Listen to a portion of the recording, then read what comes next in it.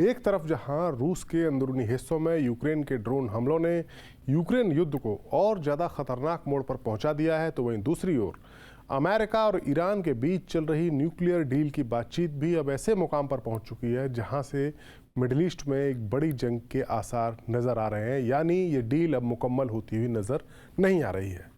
दोनों देशों के बीच बातचीत के कई दौर हो चुके हैं, लेकिन अब तक ईरान के यूरेनियम इनरिचमेंट को लेकर पेच फंस गया है।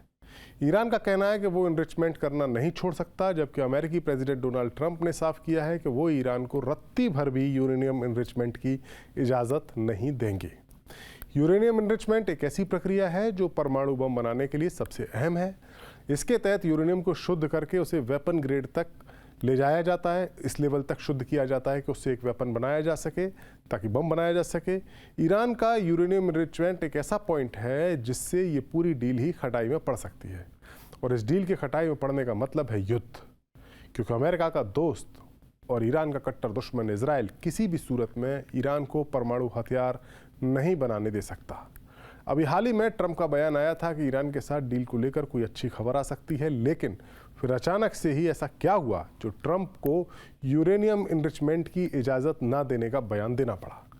दरअसल मसला ये हुआ है कि ईरान और अमेरिका की डील को लेकर एक समाचार एजेंसी एक्सियोस में खबर छपी, और इस खबर के मुताबिक अमेरिका ने ईरान को जो प्रस्ताव दिया है उसके हिसाब से इस प्रस्ताव में ईरान को एक लिमिटेड मात्रा में एक लो लेवल का, लो ग्रेड का यूरेनियम प्रोलिफरेशन की इजाज़त दी जाएगी, जो कुछ समय के लिए ही होगी।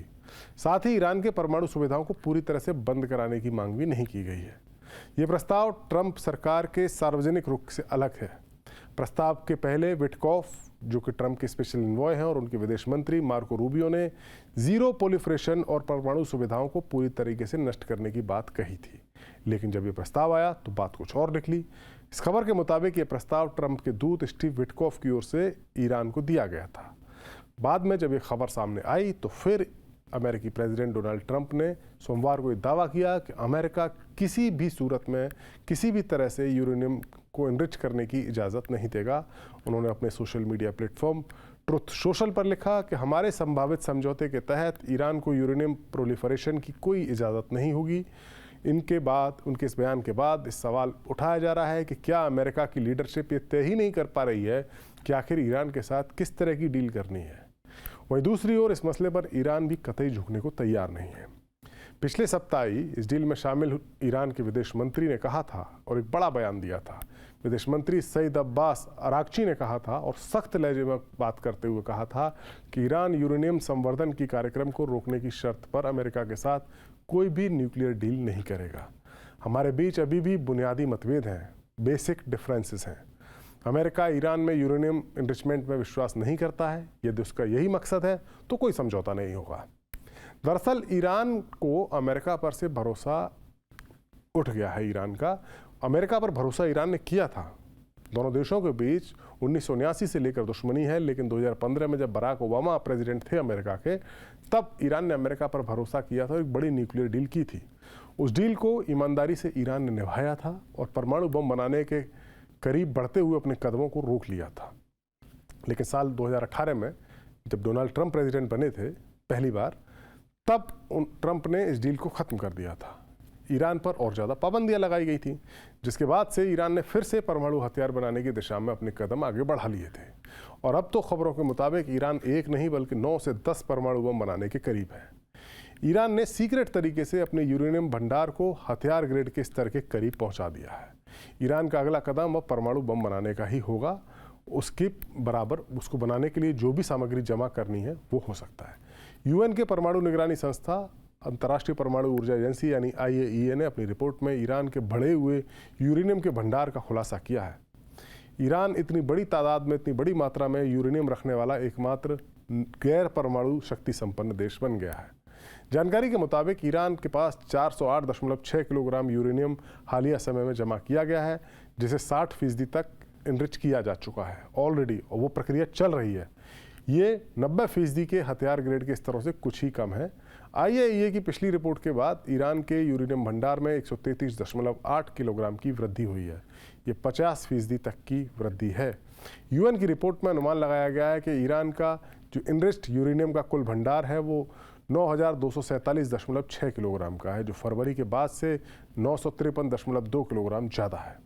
एक रिपोर्ट के मुताबिक करीब 42 किलोग्राम 90% अगर इनरिच्ड यूरेनियम होता है तो उससे एक परमाणु बम बना लिया जाता है।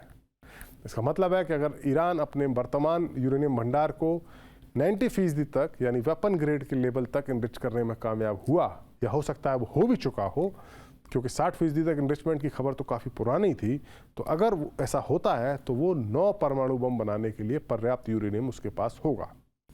IAEA के महानिदेशक राफेल ग्रासी ने कहा है कि ईरान एक सफल परमाणु परीक्षण को पूरा करने के बहुत ज़्यादा दूर अब नहीं है। यानी ईरान जब परमाणु बम बनाने के इतने करीब आ चुका है तो फिर वो अपने इस अभियान को पूरी तरह से तो नहीं रोक सकता। हाँ, इसमें कमी ज़रूर ला सकता है, इसको धीमा जरूर कर सकता है, लेकिन ये बात अमेरिका के दोस्त इजराइल को कतई मंजूर नहीं है। इजराइल तो मानो इंतजार में बैठा है कब अमेरिका के साथ ईरान की बातचीत नाकाम हो और कब वो ईरान के परमाणु ठिकानों पर हमला कर दे। खबर तो ये है कि बस नेतन्याहू के आदेश का इंतजार हो रहा है। इजराइल की फौज ने ईरान के न्यूक्लियर ठिकानों पर हमला करने के लिए प्लान तैयार कर लिया है। डोनाल्ड ट्रंप ने पिछले दिनों दावा किया था कि उन्होंने इजराइल को ईरान पर हमला करने से रोका है ताकि बातचीत से कोई नतीजा निकल सके। लेकिन सवाल ये है कि क्या अमेरिका ईरान की जो बातचीत होगी और जो नतीजा निकलेगा उससे इजराइल भी सेटिस्फाइड होगा, क्योंकि इजराइल ये साफ कर चुका है कि वो किसी भी कीमत पर ईरान को परमाणु हथियार हासिल करने देना नहीं चाहता है।